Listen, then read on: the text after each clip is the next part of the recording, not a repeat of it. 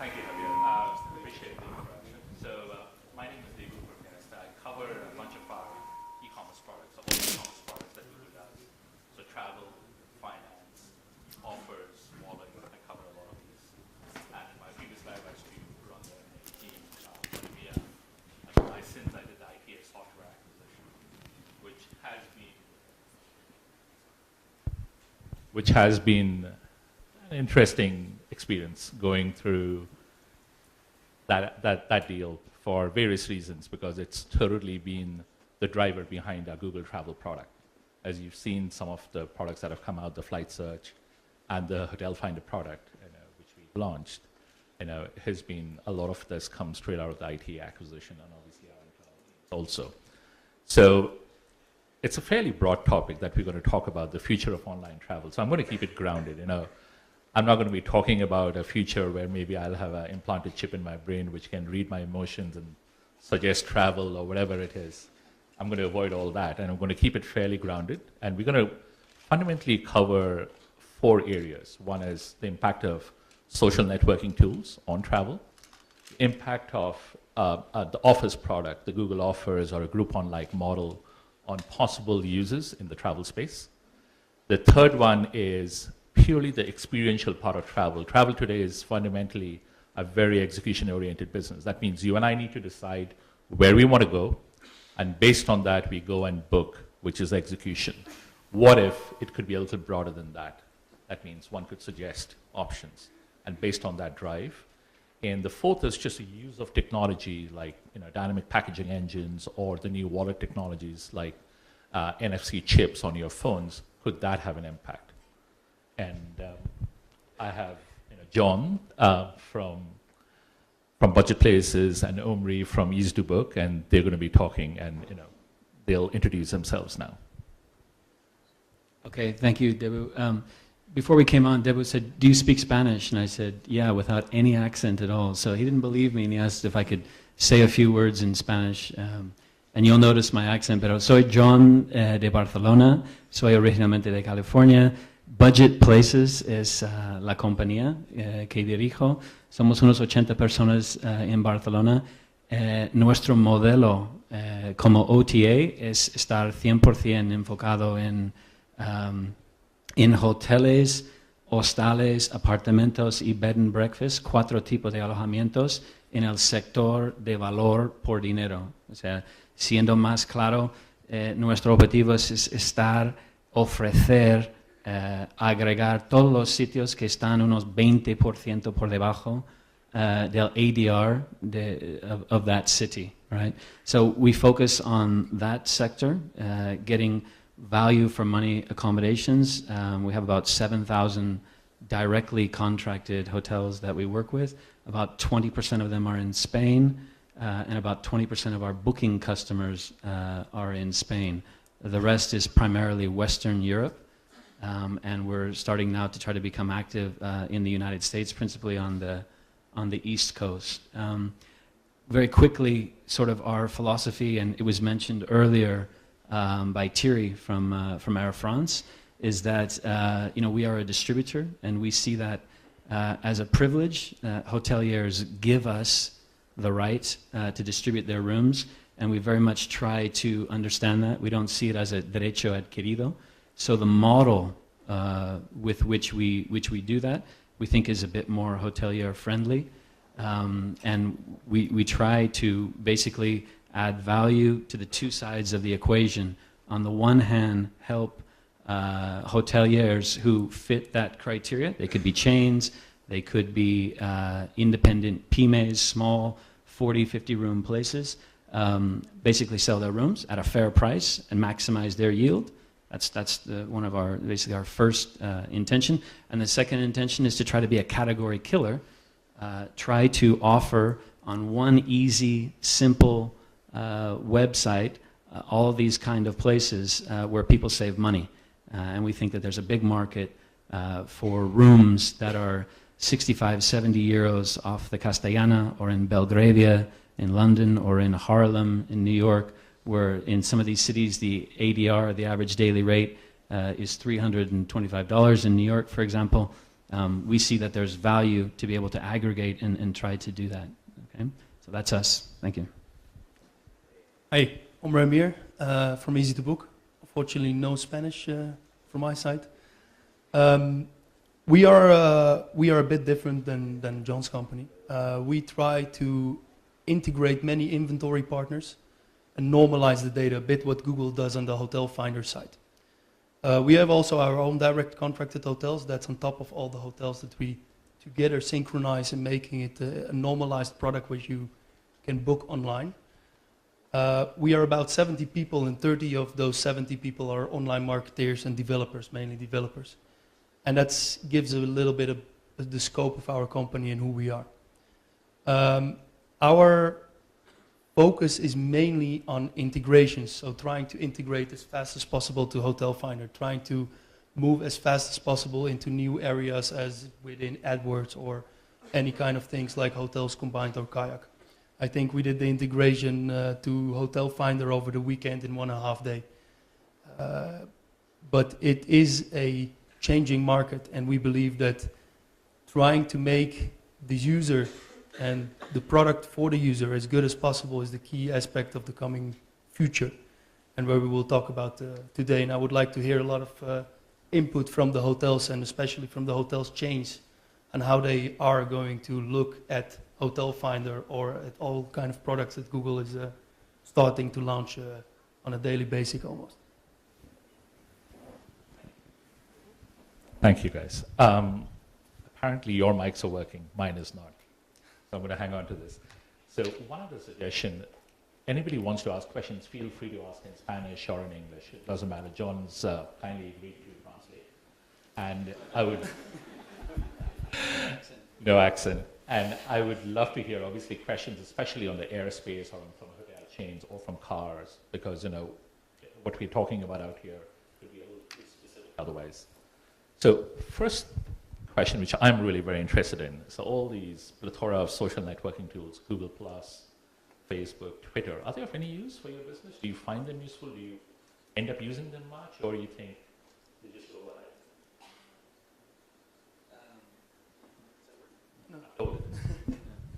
Yeah, so for us, you know, I think it's a mixed bag. I think like a lot of companies, we're trying to figure it out. We're trying to realize or understand how we can make Twitter and Facebook a proactive tool for us to drive bookings. Up till now, it probably hasn't been that yet. But what we do certainly see is that it's very good to understand and have a conversation with customers, which is the big thing that people talk about. So when people has a bad experience, or when someone has a good experience, to engage with them and to see that. And in that sense, we are using it. We've got a Twitter guy. He's a young guy in Barcelona, and that's all he does is Twitter. So he manages the account. But I think we're very much at the early stage to work out how it can drive bookings and drive business. Well, I agree for a big part. I think that the social environment is very much for servicing and grabbing the user's attention on a different kind of front, and that's more a service level. If you look at mobile direction, it is also a different kind of format of interacting with the user. It's not in the same kind of way. People cannot completely orient it on the products that we are offering today. I can give you a good example. One of our developers made a mobile app, and it was downloaded in I think a week 1.5 million times. And he tried the same kind of app for hotels and those kind of things. It was, by the way, a calendar called Simple Calendar, if you want to try it out. It's for Android. But he tried to make the same kind of way for hotel reservation, or an inspiring tool for hotel reservations. And he got 20 downloads in the same amount of time. And that's really, you can see the differentiation in where the people really use for. I saw a lot of people are checking their mobile phones continuously. I'm sure that it's not for looking for a hotel order flights. But you just showed me a very nice app of BA and showing me the way that it is used for the check-ins. And I think that that's the services, and that's the level where we should focus on. Not so much trying to make reservations, but much more in giving services or additional information that is really in use of the user. Thank you. I mean, that definitely resonates. how about surfacing any offers that you may have, or some interesting deals that you may be showing on your site, and you want to use it as another tool? Does that work, or you think it really doesn't quite surface or penetrate that way? Again, I think it's context. I think when some guy's on Facebook and you just suddenly put an ad up there, it's not the same kind of response you get when you use AdWords and a guy has demonstrated the desire to book a cheap hotel in Barcelona. So, yeah, we've tried it, but again, I think people in their normal life, busy, calendars, work, email, are not too receptive to finding out that, suddenly we've got, some cheap hotel offers in London. The guy's just not in the mood for that at that moment, right? So, and, maybe someone will figure it out, but we certainly haven't at that. Yeah, I think mine is working? Yeah. Really? Okay. I think that it's a completely different sound. I think that the deals that are out today are only working locally. Even if it would be hotels, well, flights I think would never go into that direction, but I think hotels may work, but only locally, so it will be country specific or area specific. I think if you go abroad, it would never work, mainly because of the hotels that would not like to offer those people those kind of rewarding elements, because they will not come back. We had a discussion beforehand about it, and you mentioned something, combining these kind of things with restaurants. I think that can work, but then the discount should come from the product as restaurants, and then you can, going on holiday, having a great offering system of all the kind of topics that you can do there, and then having a discount featuring on that. Because hotels are very light to give discounts, but only in combination of some kind of packages. Same things with flights. Maybe I missed it. Was your question on the Groupon model and the whole thing? Or? It wasn't, but I'm going to go there. Okay. Well, It's a great one. So I've got an opinion there. what we were talking about was, in fact, outside the room, we were saying the whole Google offers Groupon kind of model. I don't think that's good. How does that work? Is that useful for the travel business? Is it not useful? Especially if you were to think of air, if you were to think of hotels, these two particular products. And as you know, Groupon has been doing getaways. Daily Deal in Germany has been doing a lot of deals which are very travel focused. Do you guys find this useful? And we had an offline discussion on this, and you guys have very different views, I know this. But it's obviously fascinating because one of the things that travel does in the whole Daily Deal space, it pushes up average subscriber revenues, which is big because that drives a lot of transaction volume. And you can see a lot of people are experimenting with this model right now in different ways. So I'd be very curious, and especially hotels is the space that a lot of people are looking at. Yeah, I mean, the hotels that we work with, our portfolio hotels, are primarily city-based hotels, primarily in Western Europe, a little bit on New York, and they tend to be pretty successful. They tend to be in the center of the city. They tend to run at occupancies of 70–80%. And the whole Groupon thing is not a good offer for them. It's not good value for them. And it's kind of common sense. It's like, you're running at 70–80% occupancy, and some guy shows up and says, why don't we sell that room that you normally sell for 100 for 30 euros, Okay, that's not a great value proposition for the hotelier. I think the whole Groupon thing, based on it's a marketing spend, and the guy will or person will come back and repeat, perhaps is not applicable so much in the hotel space. I think that it could be argued that the behavior of consumers that spend 30 euros for a room that's really worth 100, when they do come back to your city, will just look for another deal at 30 euros. And I think overall what it does is it kills yield for hoteliers.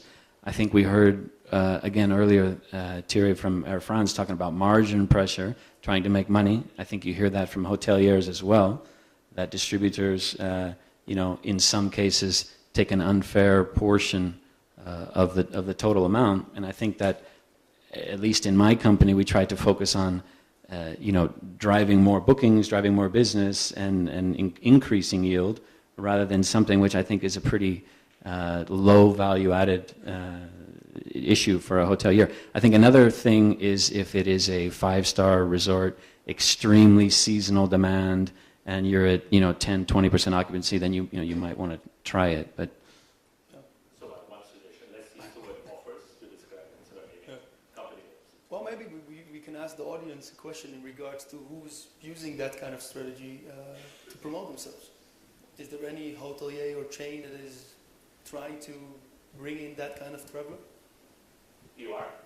As in terms of using coupons? Yeah. Any kind of offer-based product. Yes. Fortunately for us, we are among the chains that do have hotels in 4 and 5-star hotel destinations, big city centres. Can you get a microphone there if possible? What? Go on. However, we do have less popular destinations, let's call it like this, where none of the traditional distribution, either offline or online, works. So it's not about falling always back onto the traditional distribution when it doesn't fill your hotel. However, we found that mixing distribution and mixing the different intermediary offers, for example, using coupons, instead of losing 10, you lose 5. And do you use it only for a hotel room, or do you use it, say, with other people in the ecosystem, like restaurants and all that? For all the revenue avenues possible in the hotel, depending on which type of hotel we're talking about. If it's a resort hotel, unfortunately for us, the demand is still very seasonal. So come November, December in Spain, that's what you have to do to keep, your hotel on a normal pace, rather than, and as I said before, rather than losing 10, you lose 5. So may I ask a really dumb question? So let's assume you've got, take hotel, not yours, but any hotel which has, say, a 20% downgrade. Effectively, that means which they never fill up. Why wouldn't you, as long as you can anonymize it, why wouldn't you use any other avenues possible to sell that hotel room? That's our distribution map at the minute. We use every single possible distribution avenue. So we're just incorporating different distributors, i.e. coupons. And for us, we package it up. And at the end of the day, we don't work with a 30%. Our top is 25%. And the traditional online distribution still, unfortunately, works with 25% margin. Thank you. Thank you. So, Well, I think that they use it really as a marketing strategy and not so much in branding aspect. So it's really to generate the traffic that you were talking about in seasonality aspects. is anybody in the flight space using the offers model? I'd love to know. Because it's more tough to use it out there. I'd be very curious if anybody was. Hello. Here. Here. Hi. Hi. Good morning. Well, we are developing a product of coupons for Mexico product, including airlines, buses, trains, hotels, excursions, all kind of products uses coupons. Of course, that we have to mix this solution in order that you can use coupons for price, because it depends, as you say, it depends of the product that you are selling. Of course, if you are selling a big hotel, a 5-star chain, we will not use coupons. So the base for the coupons is, of course, for airline services, buses, or trains. Which makes sense. Exactly. Thank you. So, Omri, you haven't answered this. Do you want to go, or you're done? Sorry? Were you wanting to say something more on this topic? No, I'm okay. So, going back to the conversation about experiences, I mean, today travel is very exhibition oriented. All of us need to know what we're doing, then we go and do it, right? I don't know how much your inspiration is coming in, but one of the questions that I did want to ask is,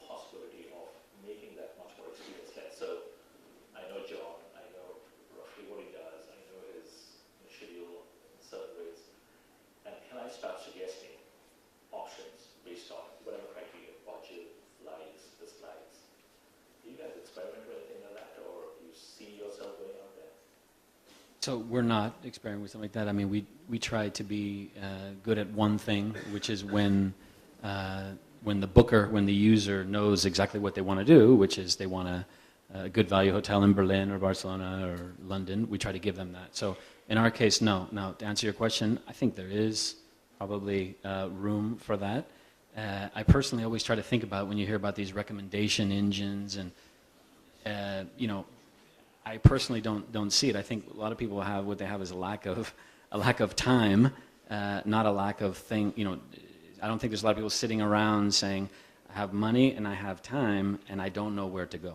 But having said that, there probably is, like in all of travel, space for something like that. I mean, I think we see that from big global OTAs like Expedia and Priceline, successful regional ones like eDreams and Opodo and Atrapalo and on and on and on.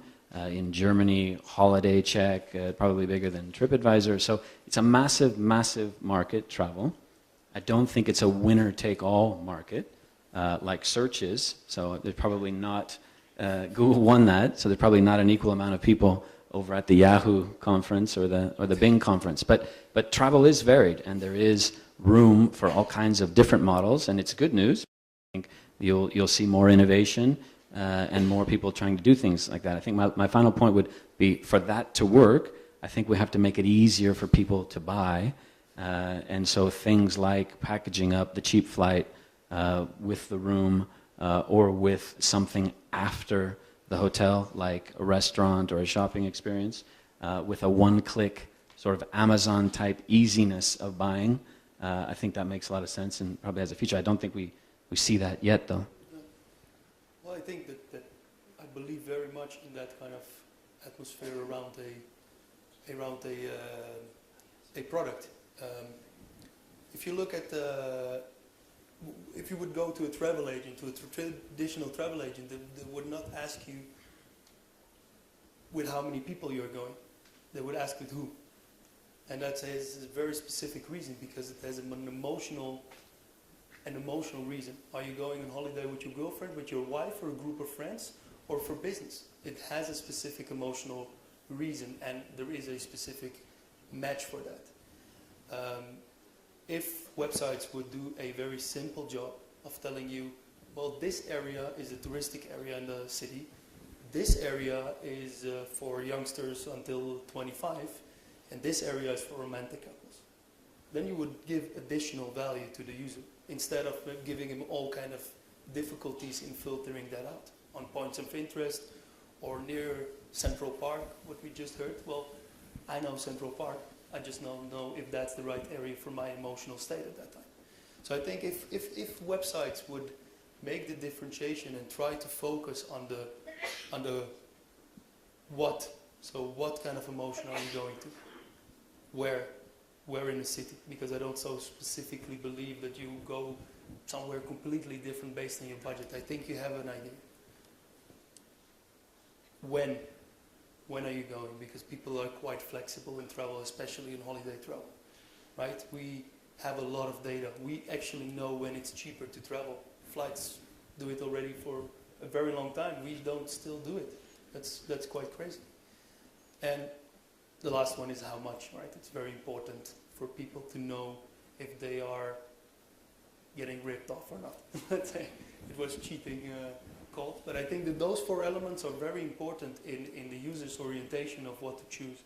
And if a website can focus around these and trying to elaborate and trying to make sure that the user takes those paths, by just showing them, for example, if they know a bit about the profile or if they know a bit about their experience, showing them the top 10 most romantic hotels in Madrid.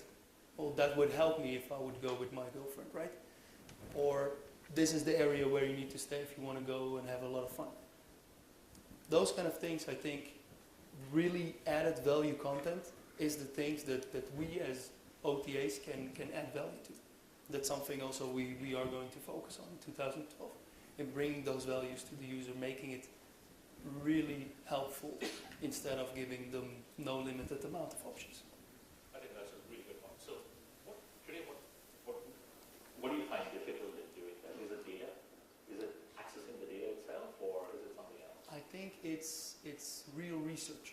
to focus on making sure that you are not giving that data generated by some kind of engine. We are very good, and I think everybody here is very good at making good algorithms and trying to, you know, push the right hotel at the right moment. But I think that the users are a bit fed up of 2,000 results in the city. For example, London has 1,400 hotels. Nobody wants to dig in for 1,400 hotels. I just want to make a very narrowed list that is fitting my use. And I want to make sure that I don't pay too much. Those are the two things that I really would like to have as an assistant. So one thing we observe at our end, which we find really useful, is a lot of people ask open-ended questions when they go into Google. So they'll ask hotels in Europe, hotels in the UK, hotels in Spain, without being very specific. And if you see that, it gives you a sense that people are actually wanting to have much broader view before they start narrowing down. But because today there are no tools to give you a particular answer, you know, people are forced to choose for themselves. Oh. So there was a reason I asked this question, because I can see that, and it's a pretty significant That's if you process. listen to the user, right? But we all know Ford's famous sentence, if I would listen to my clients, I would make a faster horse. So it's not always true. You should always suggest. You go to a travel agent to be surprised. You're going to a travel agent to suggest. And that he or she asks the right question and bring you the right answer to you. So I agree with you. Listening to your user is a very good tool. But it's not the best. It's not the thing that people want. iPhone is not invented by listening to people. iPhone is invented by a great visionary.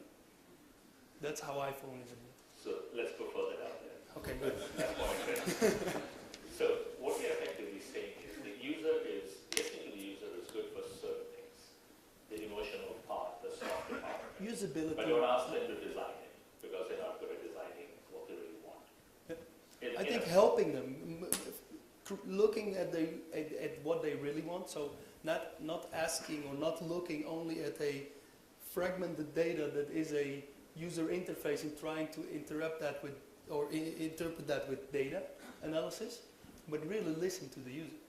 So what we do is, instead of like only taking our analytical view of data, we started to use a lot of user testing so that people can tell and say what they really think at the specific moment. And you would notice down the path that everybody is actually trying to understand what you're telling them instead of trying to maneuver through your path. You understand the difference? So they are not going to 17 queries and making 17 queries because they understood it directly. And Hotel Finder would not solve that, because what they do is they start to search, indeed what you say, hotels in New York, and then they hotels in New York Central Park, and then hotels in New York Central Park Romantic, but still that data is not generated by the OTAs, that it can be usefully integrated into a product such as a normal query search, because a normal query search works on specific content data instead of on really researched data. John, what's your view on the user part of it? I'm confused. I definitely take Omri's point. I think that, on one hand, you have to listen and say, but sometimes people ask questions that they think is the only information that might be available. So I think if you can try to innovate, I think you made a good point on, there's a level of detail that surprisingly is very, very useful in terms of going deep in a city, Where is the romantic area? Where do the 25-year-olds stay that they want to go out? And where does a businessman stay that people don't have? So I think, and I think people probably won't type that in and ask for that. So I think if, in terms of adding value by providing choice, and then helping people to filter through what they might want, is a big area that we can get better at, and that we should try to get better. Making it easier people to filter through, and then making it easier for them to pay, and get out quickly.